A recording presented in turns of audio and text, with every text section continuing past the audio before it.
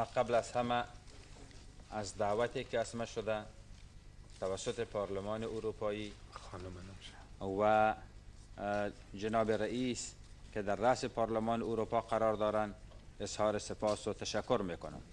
مژده بسیار خوب به مردم افغانستان، به زنها در افغانستان، به مردها در افغانستان است که میبینند پارلمان اروپا در ارتباط با کشورشان و وضع مردم در افغانستان علاقه گرفته و در فکر عزیز که یک قدم در جهت صلح در افغانستان بردارد.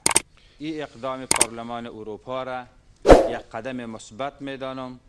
این را یک قدم میدانم که یک صفحه جدید در حل معضله افغانستان و مشکل افغانستان تلقی میکنم و این اقدام سبب شود که رنج و زحمتی که مردم افغانستان در او گرفتار شدند به این رنج و زحمت نقطه پایانی گذاشته شود. گروهی که فعلا در افغانستان به نام طالبان قرار دارند یا دارای افکار و دارای نظریات به خصوص از اسلام هستند، مثل اسامه بن لادن، طالبای پاکستانی افکار مشابه به هم دارند. تنها هدف از این گروه ها افغانستان نه، بلکه اهداف از او قدم اول افغانستان است، بعد خارج از افغانستان. در عقب همچو گروه ها با همچو افکار افراطی که دارند رژیم پاکستان و دستگاه استخباراتی آیسای پاکستان قرار دارد. پارلمان اروپا این خطر احساس کرده و در این جهت قدم برداشته. بازم یک قدم بسیار شجاعانه بوده و ما از پیشان بازم تشکر میکنم. ما خواهان یک اقدام و یک تصمیم عملی است. تقویت مقاومت و آوردن فشار لازم بالای پاکستان است. international, c'est qu'elle agisse. و جامعه عمل نپوشه چیزی را تغییر نمیده. طالبان چه رقم کمک میگیرن؟ آیا کمک نظامی است یا کمک سیاسی است یا چی ترتیب؟ طالبان کمک همه جانبه دریافت میکنن. پشتیبانی سیاسی، کمک اقتصادی و مخصوصا کمک نظامی. کمک نظامی تنها روان کردن سلاح و مهمات نیست، بلکه در داخل افغانستان قشون منظم پاکستانی وجود داره، جدا از طالبا که او را همه اعتراف دارند درش، جدا از طالبای پاکستانی. حل سیاسی معتقد نیستند. بارها خودشان اعلان کردند که یگانه راه حل در افغانستان راه حل نظامی است. با وجود همه ما همیشه خواهان مذاکره و حل معضله افغانستان از طریق مذاکره و از طریق سیاسی بودیم، چرا ما به عقیده هستیم که افغانستان قضیهش راه حل نظامی نداره. نوع کمکی که ما تقاضا داریم نوع کمک همه جانبه است در تمام قسمت‌ها و در تمام ابعاد. ما با تمام کشورهای همسایه و تمام کشورهای آسیای میانه روابط بسیار نیک و دوستانه داریم. ما از همکاری‌های سیاسیشان تشکر میکنیم، از همکاری‌های بشریشان تشکر میکنیم. در ارتباط با کمک‌های تسلیحاتی او چیزی است که پاکستان خواسته که همایش اعمال خود به او نام توجیه کنه، در حالی که او قضیه به او شکلی که پاکستانی‌ها تبلیغ میکنن وجود نداره. میفهم که شما فرانسوی خوب میفهمید، خوب گپ میزنید، دوست که گپ نمیزنید. آیا این چیز سیاسی است؟ دیگه وضعیت زنها را چی ده؟ وضعیت زنها را بازور دو منطقه ما در مکتب استقلال که استادا فرانسوی بوده در افغانستان درس خواندیم، مگر از اون مدت تا به حال تقریبا بیش از 20 و چند سال تیر شده و ما در طول مدت دیگه فرانسوی صحبت نکردیم. صحبت که کنن میفهمم، مگر خود صحبت کردن کمی مشکل است به من. زنها در داخل افغانستان در ساحه طالبان اصلا هیچ نوع حقوقی که باید داشته باشند ندارند. در ارتباط به منطقه ما زنها در دروژه مکتبای مثل مکتبای مردانه، مکتبای زنانه وجود داره. ما چندین لیسه تا سطح صنف 12 داریم. یک فاکولته طب در بدخشان داریم. در روجم در پالوی بچه‌ها دخترها تحصیل میکنن، درس میخوانند و در یک تعداد شعبا در بدخشان هم زنها هم در مکاتب و هم در بخش صحی مصروف خدمت هستند. میخواین بر ما به افراد نظامی ضرورت نداریم. مردم افغانستان خودشان آماده هستند که از خود و از منطقه خود دفاع کنند. Le peuple afghan est prêt à se battre pour défendre son pays. کمک ضرورت است. And of course that resistance requires support. L'alliance exige une certaine aide.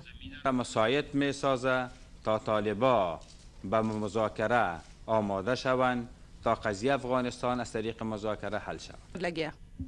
و در گذشته هم توقع و تقاضای ما می بود که بتانیم از طریق مذاکره قضیه را حل کنیم. امروز هم تقاضا عزیز. شما درباره آینده چی؟ حکومتی را که ما خواهان عزیزیم که در آینده تأسیس شود، حکومت خواهد بود که به اساس انتخابات آزاد که در او هم زنها و هم مردها اشتراک خواهد گرفتند به وجود بیاید. Dans lequel c'est la volonté du peuple qui devra être libre et qui devra در s'exprimer. ضدیت با تروریسم و مواد مخدره خواهد بود. Et sur la nécessité de ne pas créer d'instabilité en dehors du pays. روابط نیکی خواهد داشت. اگر پاکستان کمک خود خطا کنه های طالبان دوام داده میتونه یکی و دوم و چی تریاک شما چی میکنین که یک عاید عمده به افغانستان هست درباره در صورتی که پاکستان کمک های خود از طالبان قطع کنند، ما اطمینان میتونم که طالبان یک سال هم نمیتونن که به تنهایی خود حفظ کنند. Au-delà d'un an, même pas. از نظر ما کشت و زر مواد مخدره، تجارت ازی، خرید و فروش ازی همه را غلط میدانیم و حرام میدانیم. کدام جنگ برای مردمتان سخت بوده و آیا شما پشیمان هستین که یکی دو رژیم قبول نکردین روس‌ها را یا طالبان را؟ کدامش سخت بوده و شما به مردمتان رنج مردم کدامش زیاد بوده؟ جنگ چی کم چی زیاد کلش سخت است و به ملت و به مردم مصیبت بار میاره. France pour le peuple. هم در برابر یک تجاوز استاد شدیم و امروز هم در برابر یک تجاوز استاد شدیم. همیشه به ما مقدس است. Une résistance sacrée contre une autre forme d'invasion. در برابر افراطیگرایی و تروریسم. تعرض دیروز خیلی آشکار بود و مشکلاتش کمتر. D'une certaine façon. فعلی و تجاوز فعلی است که شناختش هم به مردم افغانستان دیر شد و هم به دنیا. میگه دوباره افغانستان مورد تجاوز قرار گرفت، روس‌ها و انگلیس‌ها جنگ می‌کنند. آیا برای طالبان کدام انگیزی دیگر غیر از انگیزی مذهبی هم وجود داره، یعنی از قسم استفاده می‌کنند؟ موقعیت به خصوص جغرافیای افغانستان در طول تاریخ برش مشکل ساز بود. D'invasion. امروز اصلا پاکستان است و طالبان. Une perception toute spéciale de l'islam.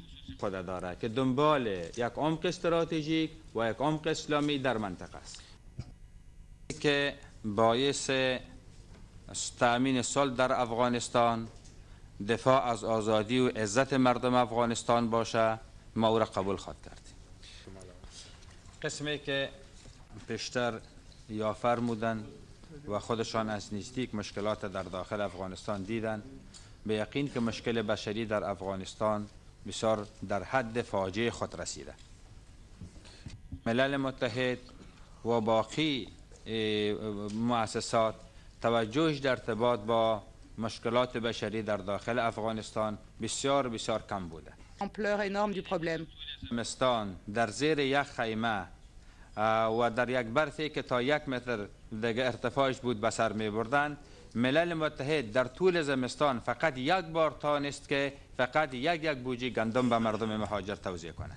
که شما گفتین که چه می باشه قیام میشه بر ضد طالبان، آیا کانفرم کردم یا تایید کردم میتونید که یک حمله بر ضد طالبان شما انجام بدین؟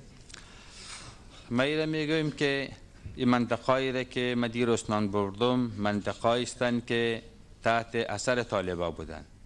در اینجا یک تعرض از طرف ما نه بلکه یک قیام از طرف مردم صورت خواهد گرفت. شما چه فکر میکنین که چه نوع سیستم در آینده موثر خواهد؟ این که چه نوع یک سیستم در آینده باشه، اولا خو بیشتر به مردم و آرای مردم در آینده میشه. از نظر ما یک سیستم فدرالی را به نفع مردم افغانستان نمیدانم و اروپایی باعث تجزیه کشور در آینده خواهد شد. اولا ادعایی که طالبان میکنن که 90% خاک یا 95% خاک افغانستان در دست دارن کاملا حقیقت نداره. قسمی که من پیشترم گفتم بین 30 تا 35% خاک افغانستان فعلا در دست ماست. ما بارها با طالبان گفتیم که وقتی که شما میگین اکثریت هستیم بین بریم طرف انتخابات و این قدرت از طریق یک انتخابات مشروع به دست برین وقتی که شما سر تعدادتان و سر منطقه و اکثریتتان مطمئن هستین. مگر هیچ وقت طالبان تا بال آماده نشدن که برن طرف انتخابات. ما از این طریق بازم میگیم که اگر طالبان واقعا میگن که اکثریت هستیم بریم طرف انتخابات، اجازه بدیم که مؤسسات بین المللی بیاین نظارت کنن از یک انتخابات آزاد در افغانستان.